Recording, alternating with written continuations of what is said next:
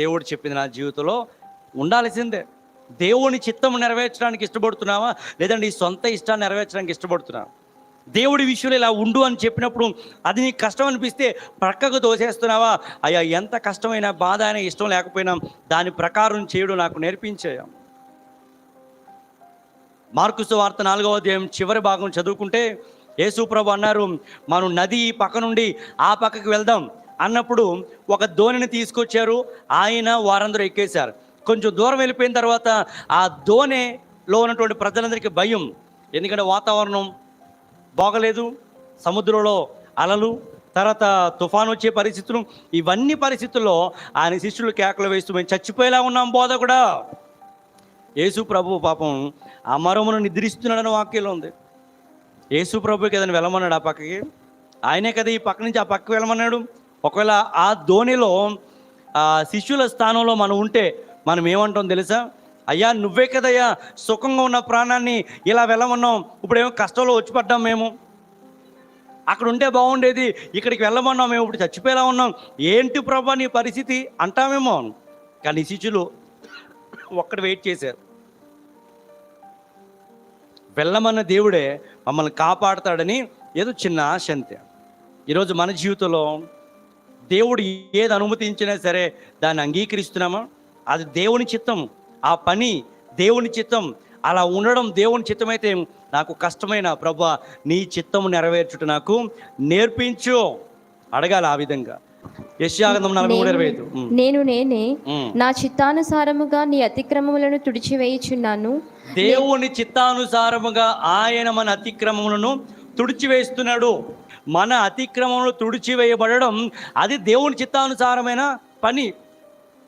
కొంతమంది అంటారు, దేవుని చిత్తమైతే నేను రక్షణ పొందాలనుకుంటున్నానండి, దేవుని చిత్తమైతే మా అమ్మాయికి బాప్తీసం ఇద్దాం అనుకుంటున్నామండి. అసలు నువ్వు రక్షణ పొందడం, బాప్తీసం తీసుకోవడం, ప్రభు అయిన యేసుని అంగీకరించడం దేవుని చిత్తం. అది మళ్ళీ దానికేమో దేవుని చిత్తమైతే అనక్కర్లేదు. నువ్వు రక్షణ పొందడమే దేవుని చిత్తం. నీ పాపాలు ఆయన రక్తంలో కడగబడమే దేవుని చిత్తం. నీ హృదయం యేసు ప్రభు రక్తంతో కడగబడమే దేవుని చిత్తం. ప్రవక్త ద్వారా ప్రభు మాట్లాడుతున్నాడు, నేనే నా చిత్తానుసారముగా నీ అతిక్రమాలను. ఈరోజు వాక్యం ఏంటంటే మన జీవితంలో అసలు మన అతిక్రమాలను తుడిచివేయబడ్డాయా, కడిగివేయబడ్డాయా? మన దోషాలు కడిగివేయబడ్డాయా? మన పాపము, మన చేసిన క్రియలు అన్నీ కడగబడ్డాయా? కొంతమంది కడుక్కోరు. ఇంకా కొంతమంది తమ దోషాన్ని, వాక్యం ఉంది మన దోషములు దేవునికి స్పష్టంగా కనబడుతున్నాయి. మన ప్రతి పాపము, మనం చేసిన ప్రతి క్రియ దేవునికి స్పష్టంగా కనబడుతుంటే ఆయన చిత్తానుసారంగా వాటిని తుడిచేయాలని కోరుతున్నప్పుడు మనం ఇష్టపడుతున్నామా లేదా? అసలు అంటే దేవుడు తుడిచేయాలని ఇష్టపడతాడు, కానీ తుడిచివేయబడడానికి ముందు మనం ఇష్టం చూపించాలి. కొరింథీయులకు రాసిన 2వ పత్రిక 7వ అధ్యాయం 10వ వాక్యం.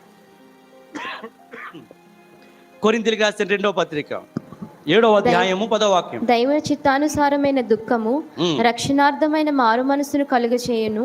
ఈ మారు మనసు దుఃఖమును పుట్టించదు. చూడు, దైవ చిత్తానుసారంగా మన దోషమును కడిగి వేయబడాలంటే దైవ చిత్తానుసారంగా మనలో దుఃఖం రావాలి, బాధ కలగాలి, మనం ఒప్పుకోవాలి. డాక్టర్ దగ్గరికి వెళ్ళాం, జబ్బు చేసింది, కడుపు నొప్పి వచ్చింది, లేదా కాలు నొప్పి వచ్చింది, అనారోగ్యంతో.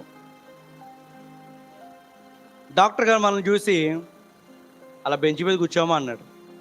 నాకు సిగ్గు కొను నేను కూర్చోనంటే ట్రీట్మెంట్ చేయగలుగుతారైనా?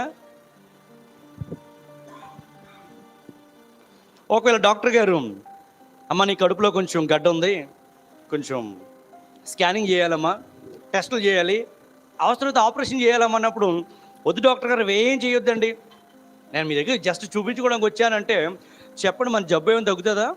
మన రోగాలే మానవ్. డాక్టర్ గారు బాగు చేయగలిగిన వాడే, కానీ ఆ బాగు చేయాలంటే మొదట మనం ఆయనకి సహకరించాలి. దేవుడు కూడా ఆయన చిత్తానుసారంగా మన దోషాలు, మన పాపాన్ని, మన అతిక్రమాలను కడగాలనుకుంటున్నప్పుడు మనం ఇష్టపడాలి. అయ్యా నన్ను కడుగు ప్రవ్వా, నన్ను బాగు చేయ ప్రవ్వా, నా అవిధేయతను సరిచేయ ప్రభా, నాలో ఉన్న లోపాలను సరిచేయ ప్రభా అని దేవునికి మనకు మనం అప్పగించుకుంటేనే ప్రభు కడగడానికి ఇష్టపడుతున్నాడు. ఇంకా ఎంతకాలం నీ పాపం కడగబడకుండా, ఇంకా ఎంతకాలం నీ విషయంలో దేవుని అధికారానికి ఒప్పుకోకుండా జీవిస్తాం? సామెతల గ్రంథం 3వ అధ్యాయం 6వ వాక్యం చదువుదాం. నీ ప్రవర్తన అంతటి యందు ఆయన అధికారమునకు ఒప్పుకొనుము, అప్పుడు ఆయన నీ త్రోవలను సరళము చేయును. దేవుని అధికారానికి ఒప్పుకున్న వారమైతే మనం ఇష్టపడతాం. ఆయన నన్ను కడుగు ప్రభా, నన్ను బాగు చేయ ప్రభా, నన్ను శుద్ధీకరించు ప్రభా. ఈనాడు చాలామంది క్రైస్తవులను చెప్పుకుంటున్నారు, కానీ వారు ఇంకా యేసు ప్రభు రక్తంతో తమ పాపాలు కడుక్కోలేదు. మేము కూడా క్రైస్తవులమేనండి, మేము కూడా క్రైస్తవ పేర్లు కలిగి ఉన్న వారమేనండి, మేము దేవుని మందిరానికి వెళ్తున్నామండి, ఓ పాస్టర్ గారితో మాకు క్లోజ్ రిలేషన్ ఉందండి, లేదంటే సంఘ పెద్దలు, లేదంటే వాళ్ళందరితో మాకు మంచి సంబంధాలు ఉన్నాయండి, చర్చికి మంచి డొనేషన్స్ ఇస్తున్నామండి. ఓకే, మంచిది అవన్నీ కూడా, కానీ వాటన్నిటికన్నా ముఖ్యంగా నీ హృదయం ప్రభు రక్తంతో కడగబడి పవిత్రపరచబడ్డావా? యెహోవా ఈ మాట సెలవిచ్చుచున్నాడు, రండి మన వివాదము తీర్చుకొందాము, మన పాపములు రక్తం మీ వలె పాపములు రక్తం వలె ఎర్రగా ఉన్నప్పటికీ అవి హిమము వలె తెల్లబడును, కెంపు వలె ఎర్రని వైనను, అవి గొర్రెబొచ్చు వలె తెల్లని వగును. రండి మన వివాదం తీర్చుకుందాం, రండి మిమ్మల్ని కడుగుతాను నేను. ఒకవేళ మీ పాపములు రక్తం వలె ఎర్రగా కనబడుతున్నాయేమో, కెంపు వలె ఎర్రగా కనబడుతున్నాయేమో, చాలా స్పష్టంగా తెలుస్తున్నాయేమో, కానీ పవిత్రపరిచి తెల్లగా మార్చే బాధ్యత నాది. నువ్వు ఇంకా కడగబడకపోతే నువ్వు దేవుని సన్నిధిలో సిద్ధపాటు లేవు, ఇంకా సిద్ధపడలేవు. అందుకే వాక్యం సెలవిస్తుంది, దైవ చిత్తానుసారంగా సిద్ధపడ్డావు అంటే ఆయన చిత్తానుసారంగా మన ప్రతి పాపమును కడగబడ్డాం.